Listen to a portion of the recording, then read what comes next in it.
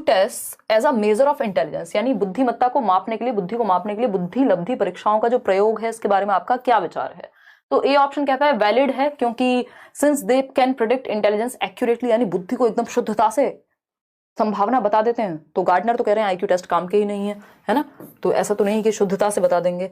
ऐसा भी होता है कई बार जिनका IQ टेस्ट में स्कोर कम है और वो जीवन में बहुत अच्छा कर रहे हैं अलग अलग क्षेत्र में, है ना? अगर ऐसे देखा जाए तो थॉमस एल्वा एडिसन को तो कुछ समझा ही नहीं टीचर ने, उन्होंने कहा ये तो आपका बच्चा तो इंटेलेक्चुअली चैलेंज्ड है, इसको ले जाओ घर पे पढ़ाओ, हम नहीं पढ़ा सकते। देखिएगा, अगर हम बात कर रहे हैं बी ऑप्शन की, तो has been criticised since many test are culturally biased, यानी जो IQ टेस्ट है उनकी आलोचना की गई है क्योंकि कई परीक्षाओं में सांस्कृतिक पक्षपात झलकता है। यानी जो अमेरिकन है मान लीजिए, तो उनके लिए बना है वो टेस्ट, तो अमेरिकन अगर उसमें व्हाइट लोग अगर अटेम्प्ट कर रहे हैं वो IQ टेस्ट, तो उनकी तरह के क्वेश्चंस हैं, उनकी संस्कृति से जुड़े हुए क्वेश्चंस हैं, तो वो ज्यादा स्कोर कर जाएंगे, ब्लैक्स हैं वो नहीं कर पाएंगे।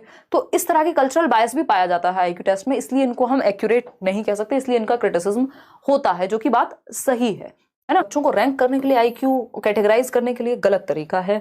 Helps the teacher in predicting students academic performance and success. देखिए, ये कहना एकदम सही नहीं होगा कि अध्यापकों को विद्यार्थियों की अकादमिक प्रदर्शन और सफलता को संभावित करने में मदद करता है ये चीज। मतलब आप ये कहेंगे कि तुम पास या फेल इस वजह से होगे क्योंकि तुम्हारा IQ इतना है, तो ये अगेन गलत बात होगी, प्रिडिक्ट नहीं करेंगे फिर। बी ऑप्शन सही है यहाँ डी की बजाय। देखिएगा क्वेश्चन नंबर 12, क्वेश्चन नंबर 12 समझिएगा, जवाब दीजिएगा। क्या कहता है? As per national education policy 2020 assessment of learners should include the progress as well as uniqueness of learners, यानी राष्ट्रीय शिक्षा नीति 2020 के अनुसार विद्यार्थियों के किन आयामों की प्रगति व अद्वितीयता को शामिल करना चाहिए। यानी NEP कह रही है असेसमेंट, जो आकलन है बच्चों का, उसमें प्रोग्रेस कार्ड में क्या क्या होना चाहिए, किस तरह की यूनिकनेस, यानी बच्चे में कुछ अलग है। तो हमें पता है ये BS Bloom, CAP cap, sir पे लगाने वाली टोपी, C फॉर कॉग्निटिव संज्ञान, मानसिक विकास इसमें आ जाएगा, अफेक्टिव यानी इमोशंस बच्चे के, और साइकोमोटर यानी फिजिकल एक्टिविटीज, साइकोमोटर को कोनेटिव भी कहते हैं। ये BS ब्लूम ने 3 संज्ञानात्मक, भावात्मक और मनोगत्यात्मक, बात एकदम सही है। देखो कॉग्निटिव और फिजिकल नहीं है। फिर आगे बढ़ेंगे क्वेश्चन नंबर 13 पर। ये क्या कहता है भाई? क्वेश्चन नंबर 13 क्या कहता है, फटाफट से देखेंगे फिर आगे बढ़ेंगे। विच of the following questions would not assess critical thinking, यानी निम्नलिखित में से कौन सा प्रश्न आलोचनात्मक सोच का या चिंतन का मूल्यांकन नहीं कर पाएगा। आलोचनात्मक मतलब बच्चा हर एक पक्ष में देख के समझ पाए, ऐसा नहीं कि जस्ट वो मान ले, ठीक है ना? ऑफलाइन आपको दिल्ली बुलाएंगे, डोंट वरी, फ्री क्लासेस होंगी। देखिएगा, अगर हम बात करें, मतलब जितने लोग आ सकते हैं अपनी खुशी से, आप डायरेक्ट सामने बैठ के एक डाउट पूछना, एक माहौल होता है, आपस में भी आप डिस्कशन कर सकते हैं। तो ओपन एंडेड क्वेश्चन होना चाहिए जहां सोचने का मौका मिले बच्चे को। Find the value of x if the equation 2x बराबर 12, इसमें क्या सोचने का मौका मिला? ये तो सीधा प्रोसीजर फॉर्मूला अप्लाई कर दिया कि 2x बराबर 12 है तो x बराबर 6 आ जाएगा। इसमें तो बच्चे ने क्या कर दिया, फॉर्मूला अप्लाई कर दिया। इसमें कुछ भी थिंकिंग का है ही नहीं, फॉर्मूला रिकॉल करना है और अप्लाई कर देना है। इसमें उतना सोचने का मौका नहीं मिला, तो यही सही है। क्यों? क्योंकि नॉट पूछा था। बाकी ऑप्शन पढ़ लेते हैं एक बार। बाकी ऑप्शन क्या कहते हैं? Think of the reasons for rise in level of pollution and explore possible solutions, यानी प्रदूषण के बढ़ते स्तर का कारण सोचिए कि प्रदूषण क्यों बढ़ रहा है और उसको कैसे डील करें। तो इसमें तो भैया सोचने का मौका मिलेगा, ये तो क्रिटिकल थिंकिंग को बढ़ावा देगा बच्चे की, इसमें तो सोचेगा वो। What measures can be suggested to promote religious harmony, कि हमारे देश में जो धार्मिक सद्भावना है उसको बढ़ाने के लिए क्या कर सकते हैं। तो इसमें बच्चे की सोच लगेगी, पूरा दिमाग लगेगा अच्छा खासा, वो हर पहलू को सोचेगा। तो ये क्या हुआ, इसमें क्रिटिकल थिंकिंग लगेगी। जिसमें भी ओपन एंडेड, जिसमें भी सोचने पे जोर दे, वो क्रिटिकल थिंकिंग है। सुनीता बहुत बढ़िया। चलिए बताइए एक बार, मतलब नाम आपका ले लिया। देखिए, अगर हम बात करते हैं डी ऑप्शन की, तो can there be a proof of Pythagoras theorem using Vedic mathematics, यानी क्या वैदिक गणित का उपयोग करके पाइथागोरस प्रमेय का प्रमाण दिया जा सकता है। अब इसमें भी बच्चे को इतनी सारी चीजें सोच के अप्लाई करके एक कंक्लूजन तक पहुंचना, टू द पॉइंट आंसर है, क्लोज्ड एंडेड है ये। एक होते हैं ओपन एंडेड थॉट वाले क्वेश्चन, जिसमें मुक्त उत्तर वाले प्रश्न होते हैं, बच्चे को सोचना पड़ेगा, उससे क्रिटिकल थिंकिंग बेहतर होगी, क्रिएटिविटी बेहतर होगी। लेकिन क्लोज्ड एंडेड में नहीं होती है चीजें बेहतर। In order to cater to individual differences in her classroom a teacher should, यानी अपनी कक्षा की व्यक्तिगत विभिन्नताओं को संबोधित करने के लिए टीचर को क्या करना चाहिए।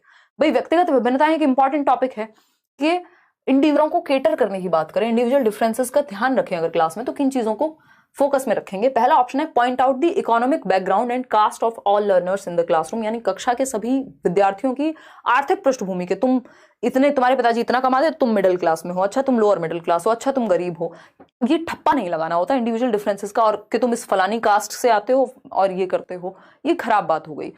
बी ऑप्शन है give learners opportunities to share their experiences in the class and value them. ये बात एकदम सही है कि अधिगमकर्ताओं को, लर्नर्स को अपने अनुभव साझा करने का मौका देंगे कि उनके जीवन के क्या एक्सपीरियंस रहे हैं, और उनको आप वैल्यू करेंगे। जो भी वो घर से लेके आता है बच्चा, उसको आप वैल्यू करते हैं, एसेट की तरह देखते हैं, संसाधन के रूप में देखते हैं। बिल्कुल सही है। इससे क्या होगा, आपने हर बच्चों को मौका दे दिया अपनी बात कहने का। फिर सी ऑप्शन है intentionally exclude diverse cultural perspectives in the classroom, यानी जानबूझकर विविध सांस्कृतिक परिप्रेक्ष्यों का बहिष्कार करना क्लास में। ये भी खराब बात है कि आप एक्सक्लूड कर रहे हैं, जबकि आपको इंक्लूड करना है डाइवर्सिटी को, क्योंकि यूनिटी इन डाइवर्सिटी की तो हम बात करते हैं हमारे देश में भी, और अगर सब एक जैसे हो जाएंगे तो रोबोट्स बन जाएंगे, फिर तो मशीनों में और हम में अंतर नहीं रहेगा। ठीक है, तो हम ये कहेंगे अगर ट्विंस भी हैं तो वो भी पूरी तरह से एक जैसे नहीं है। तो डाइवर्स कल्चरल पर्सपेक्टिव को एक्सक्लूड करना, ये कहाँ की अच्छी समझदारी हो गई। जानबूझकर विविध सांस्कृतिक परिप्रेक्ष्यों का कक्षा में बहिष्कार करना, ये नेगेटिव बात है।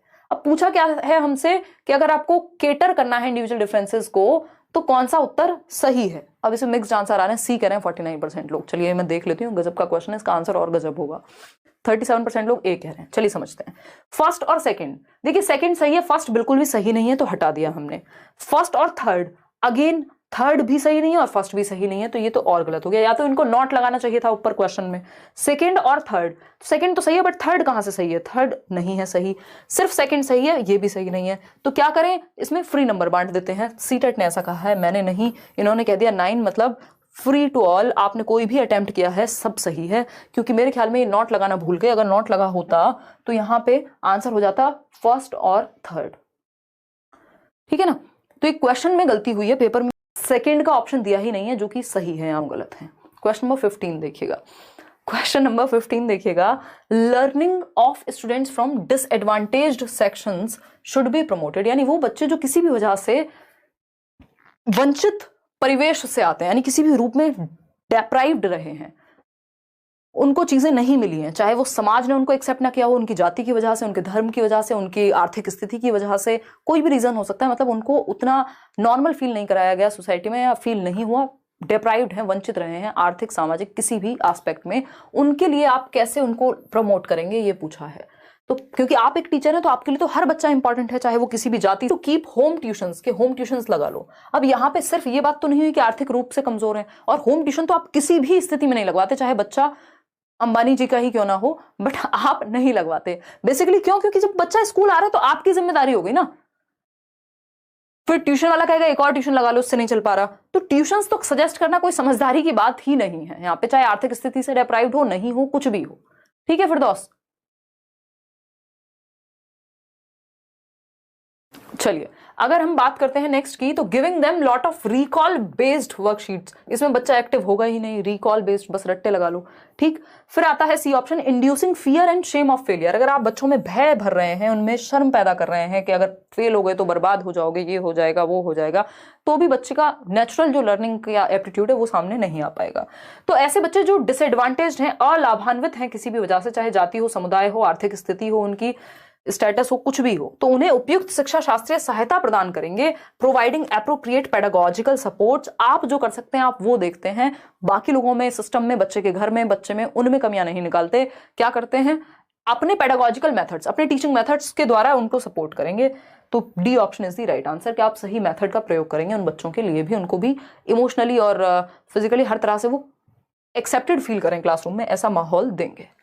देखिएगा क्वेश्चन नंबर 16 है। भाई कहाँ सो गए थे, अभी पोल टाइप कर रहे हो हैं। अगर हम बात कर रहे हैं किसकी, which of the following traits is a characteristic of children who are gifted, यानी गिफ्टेड बच्चे, यानी प्रतिभाशाली बच्चे, जो जल्दी से सीख जाते हैं चीजें, ज्यादा क्यूरियस यानी जिज्ञासु पाए जाते हैं, जिनका IQ ज्यादा होता है, उनकी पहचान के लिए लक्षण कौन से हैं, ये पूछा है हमसे। बेसिक बात। अब गिफ्टेड में भी 3 कैटेगरी हैं। जनरली हम गिफ्टेड से मतलब वही समझते हैं कि जिसका IQ ज्यादा है। चलिए फटाफट से पता कीजिए और बताइए। सी ऑप्शन कह रहे हैं 46% लोग, highly superior social skills and maturity as compared to their peers. जरूरी नहीं है कि सामाजिक कौशल सभी गिफ्टेड बच्चों में ज्यादा हो, है ना। कि हर गिफ्टेड बच्चा, ऐसे भी होते हैं कई गिफ्टेड बच्चे, तो परजर्वेरेंस इन टास्क, भाई हाई परजर्वेरेंस है ना, दृढ़ता ज्यादा पाई जाती है, जब तक तोड़ेंगे नहीं तब तक छोड़ेंगे नहीं, दशरथ मांझी वाली बात है। तो अगर लो परजर्वेरेंस है तो वो गिफ्टेड तो बिल्कुल भी नहीं है।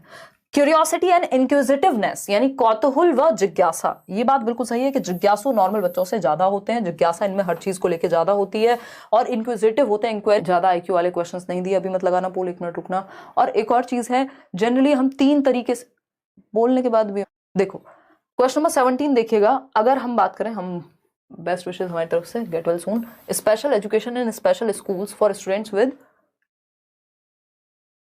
लर्निंग डिफिकल्टीज, यानी कि अधिगम कठिनाई महसूस करने वाले अधिगमकर्ताओं के लिए विशिष्ट विद्यालयों में विशिष्ट शिक्षा, यानी वो बच्चे जिनको डिफिकल्टी हो रही है सीखने में, लर्निंग डिफिकल्टीज हैं, तो उनके लिए स्पेशल स्कूल्स में उनको एजुकेशन दिलाओ। ये डिजायरेबल है या नहीं? सारे ऑप्शंस आप लोग बता रहे हैं। Is not desirable since it can be overly restrictive for the learners, यानी वांछनीय नहीं है क्योंकि यह अधिगमकर्ताओं के लिए बेहद प्रतिबंधक है, यानी रेस्ट्रिक्टिव हो जाएगा। वो बच्चों को आपने रेस्ट्रिक्ट करके 4 बच्चों को अलग रख दिया, ये बात सही है कि ये नॉट डिजायरेबल है, क्योंकि स्पेशल स्कूल्स की बात आपकी नेशनल एजुकेशन पॉलिसी भी मना कर रही है। वो कह रही है कि क्या करिए, सबको रेगुलर स्कूल्स, इंक्लूसिव एजुकेशन, ठीक है।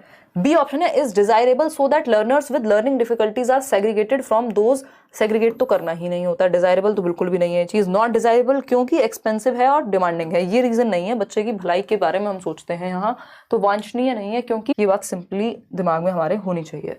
क्वेश्चन नंबर 18 देखिएगा, क्वेश्चन नंबर 18 देखिएगा, क्या कहता है question number 18, excessive physical movement inattention and impulsivity are primary characteristics of, यानी अत्यधिक शारीरिक हरकतें, यानी फिजिकल मूवमेंट, बच्चा टिक के एक जगह आप बिठाओ उसको, वो बैठ नहीं पाता, उठता रहेगा, बार बार कूदता रहेगा। इनअटेंशन, ध्यान उसका कहीं भी चला जाता है। एक्सेसिव फिजिकल मूवमेंट, बहुत ज्यादा फिजिकल मूवमेंट है, इनअटेंशन है, ध्यान टिक नहीं पाता एक जगह पे। इम्पल्सिविटी आर प्राइमरी कैरेक्टरिस्टिक्स, कुछ ना कुछ करते रहेंगे, कुछ नहीं तो पैन खोलते बंद करते रहेंगे, कई लोगों को आदत हो जाती है ना, ये इंटरनेट का भी योगदान है इसमें आज के समय में। तो ये किसके लक्षण है कि शारीरिक हरकतें ज्यादा, ध्यान केंद्रित ना कर पाना, एक जगह टिक के ना बैठ पाना, आवेगशीलता। ADHD 94% लोग एकदम सही दे रहे हैं। Attention deficit hyper activity disorder के अटेंशन में कमी है और अति क्रियाशीलता है, इसको ADHD कहते हैं, अटेंशन डेफिसिट हाइपर, या नहीं। आगे बढ़ेंगे, क्वेश्चन नंबर 19, ऐसे बच्चों को आपको टास्क को तोड़ के देना होता है छोटे छोटे चंक्स में, क्योंकि वो एक साथ ज्यादा देर तक नहीं टिक के बैठ पाएंगे। देखिएगा, जवाब दीजिएगा, फिर हम आगे बढ़ेंगे। क्या दुख है, देखिए क्वेश्चन नंबर 19 देखिएगा, ये क्या कहता है, विच of the following statements about inclusion is not correct, यानी समावेशन के बारे में कौन सी एक बात सही नहीं है। तो समावेशन मतलब हर बच्चे को एक साथ सिखा पाए आप डिफरेंट तरीके से। दीदी आपकी तबीयत कैसी है, गेट वेल सून, एब्सेंट कह रहे हैं, एब्सेंट इंक्लूसिव एजुकेशन के बारे में सही नहीं है। तो inclusion means providing choice and opportunities for learner amidst and array of activities and experiences, यानी समावेशन का अर्थ है कि शिक्षार्थियों के लिए अलग अलग क्रियाकलाप और अनुभवों की व्यू रचना करनी चाहिए, बीच बीच में उनको मौका दें कि वो चूज कर पाए चीजें। बिल्कुल सही है, बट हमसे क्या पूछा है, करेक्ट क्या नहीं है, करेक्ट क्या नहीं है, नॉट पूछा है, इसमें आप लोग फंसेंगे क्योंकि हम जल्दबाजी में पढ़ लेते हैं, ठीक है ना।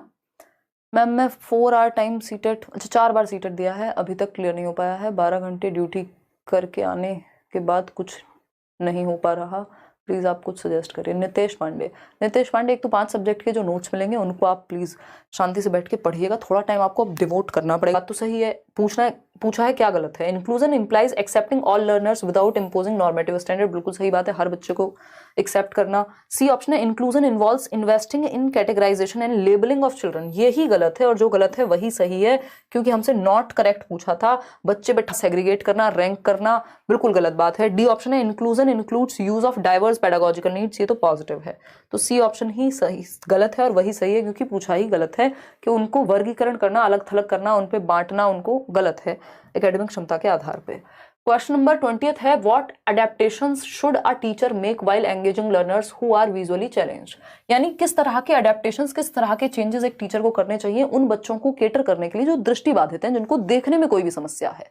तो वो बच्चे जिनको देखने में समस्या है उनके साथ डील करने में हम एटलीस्ट बाकी सेंसेस का प्रयोग कर सकते हैं, टैक्टाइल मटेरियल का प्रयोग कर सकते हैं। मरियम खान, ठीक बात है या नहीं, बताइएगा एक बार। सी ऑप्शन कह रहे हैं कई लोग, चलिए देखते हैं। तो speaking clearly and loudly with appropriate pauses, यानी उपयुक्त विरामों के साथ स्पष्ट रूप से जोर से बोलना, क्योंकि बच्चों को देखने में दिक्कत है तो एटलीस्ट अगर आपका जो उच्चारण है वो क्लियर है, अगर आप लाउडली बोल रहे हैं तो बच्चे को सुन ठीक से पाएगा, जो कि बात सही है।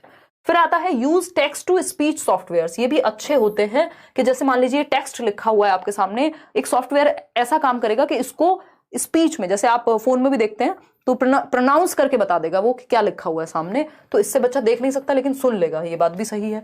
Use a variety of colourful worksheets. अब ये मूर्खता हो जाएगी कि जिस बच्चे को देखने में दिक्कत है उसके लिए आप वैरायटी ऑफ कलरफुल वर्कशीट का प्रयोग कर रहे हैं, चित्रों का प्रयोग कर रहे हैं। देखने में दिक्कत है भाई, बाकी सेंसेस का प्रयोग करना है या टच और फील का प्रयोग करना है, टैक्टाइल मटेरियल का, ब्रेल लिपि का। डी ऑप्शन है use a lot of tactile materials. बिल्कुल सही बात है, टैक्टाइल मतलब टच एंड फील मटेरियल। इसमें ब्रेल लिपि हो सकती है या वो 3 डायमेंशनल चीजें हो सकती हैं जिनको बच्चा फील कर सके, टच कर सके, है ना। तो ये तो अच्छी बात है। तो फर्स्ट भी सही है, सेकंड भी सही है, फोर्थ भी सही है, थर्ड गलत है। तो थर्ड को छोड़ दें अगर हम, तो बाकी सारी चीजें सही हो जाएंगी। फर्स्ट, सेकंड और फोर्थ आंसर होना चाहिए। फर्स्ट, फोर्थ तो जहां भी है उसको तो हटा ही देंगे। फर्स्ट, सेकंड और नहीं, जहां पे थर्ड है उसको हटा देंगे। थर्ड यहाँ पे भी है, यहाँ पे भी है, हटा दिया हमने। थर्ड यहाँ पे भी है, बस अगर आपने थर्ड को भी हटा दिया तो आंसर तक पहुंच गए। फर्स्ट, सेकंड और फोर्थ। तो C option is the right answer over here.